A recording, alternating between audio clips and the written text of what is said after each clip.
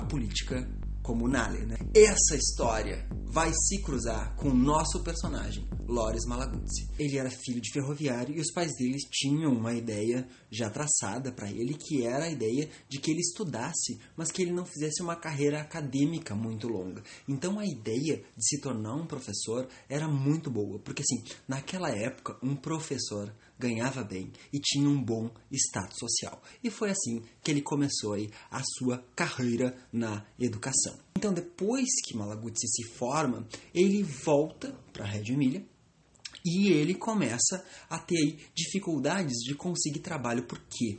Porque aí eles estavam neste período de guerra, né? Mas, passado algum tempo, ele consegue algumas vagas lá na região de Reggio Emília, circula por algumas escolas, até que ele conhece essa movimentação que estava acontecendo aí na periferia de Reggio Emília, que é aquela que eu falei para vocês. Os contadini, né? Os homens e mulheres de uma região periférica, então mais carentes, né? Quando ele entra lá, bom, é uma escola de infância, começa a entrar neste mundo, porque essas pessoas que construíram essa escola, né, construíram ali tijolo a tijolo, como bastam dizer os italianos, né, no barro, a gente construiu com sangue, né, italiano, lá.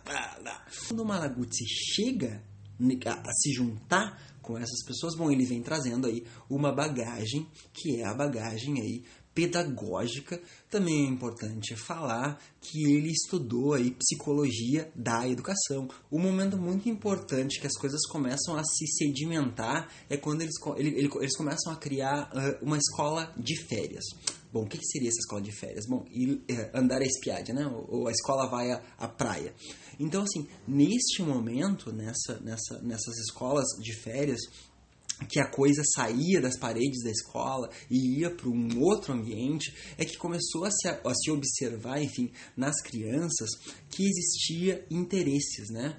Os interesses, a flor, a abelha, o mar, o vento, né?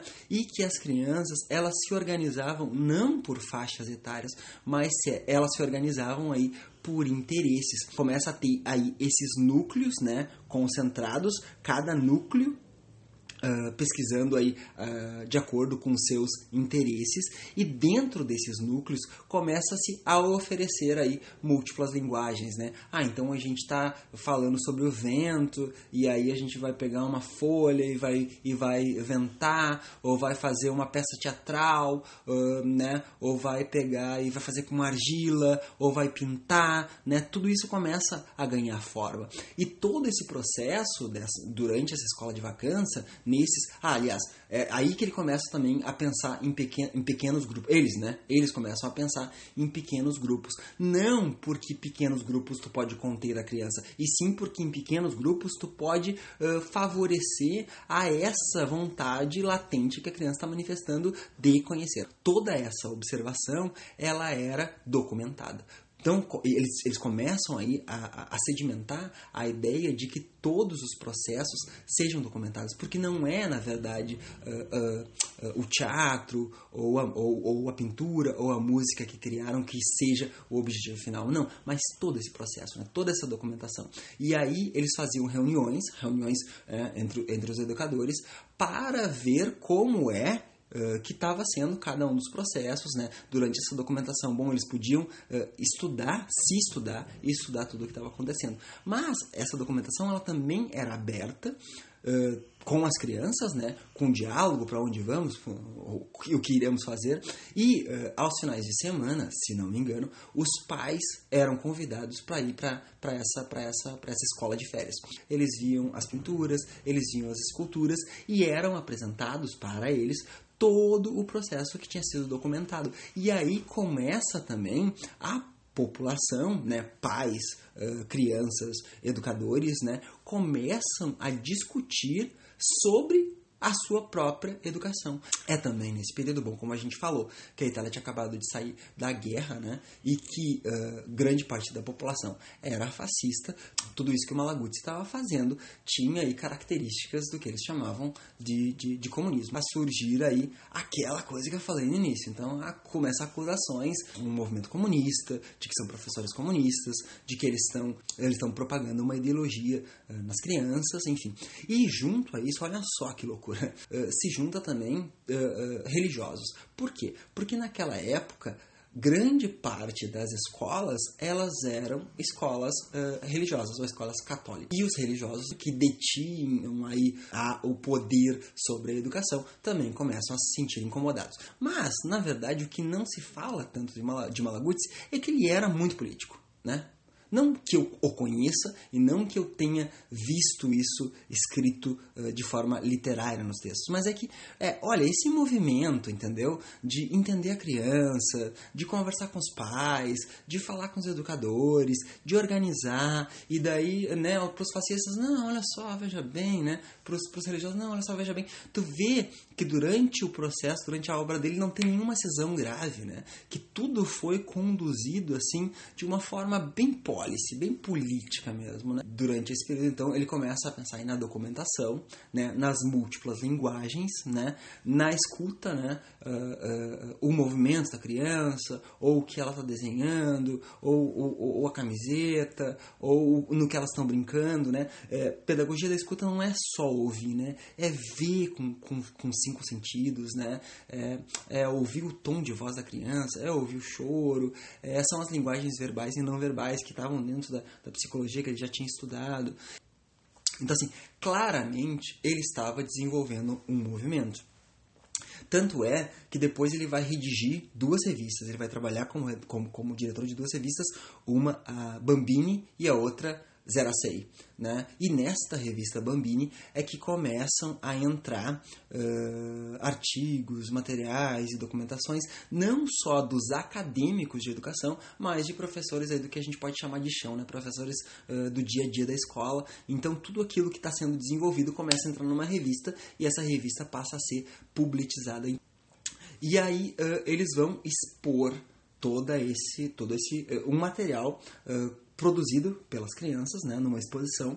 E aí ela tinha um nome que eu não vou lembrar agora, mas eles acabam mudando o nome para Il Cento Linguaggio dei Bambini, não, que é as 100 linguagens da criança. E aí é que toma exatamente forma a coisa, né? Então, dentro dessa exposição, aí tu começa a ter pinturas, esculturas, narrativas e tal. E além dessas pinturas, esculturas, narrativas, tu tem toda a documentação de todo esse processo que foi adquirido aí ao longo do tempo, fora documentações teóricas e tudo aquilo que estava sendo desenvolvido. Então, neste momento, ele já tinha os pais, ele já tinha a comunidade, ele já tinha a comune, né, a prefeitura, porque eu não falei isso também, mas, né, a prefeitura, ela acaba comprando essa ideia, porque são escolas da prefeitura, então a prefeitura acaba bancando e financiando o projeto, e ele acaba aí sendo o pedagogo que está organizando tudo, então acaba se tornando aí um grande movimento. Aí eles lançam essa exposição, Il Cento Linguaggio dei Bambini, com aquela poesia clássica. Eu realmente não sei se essa poesia foi feita durante esse período para a exposição ou se ele já tinha essa ideia antes, tá? E aí então tem essa exposição, Il Cento Linguaggio dei Bambini, e a coisa vai crescendo. Durante esse período todo que ele vem trabalhando, ele vem recebendo visitas de muitos teóricos da educação, e trabalhadores da educação, escritores, pintores, artistas. Bom, ele tinha essa ligação muito forte com a arte, que a gente vê em todo o trabalho dele, e aí isso vai, né, sedimentando e fomentando toda a ideia, e aí eles começam a ter, então, a ideia, então, o pilar da pedagogia da escuta, o ateliê, né, que é uma pessoa que tem conhecimento em artes, mas também tem um conhecimento em educação para poder potencializar as linguagens das crianças.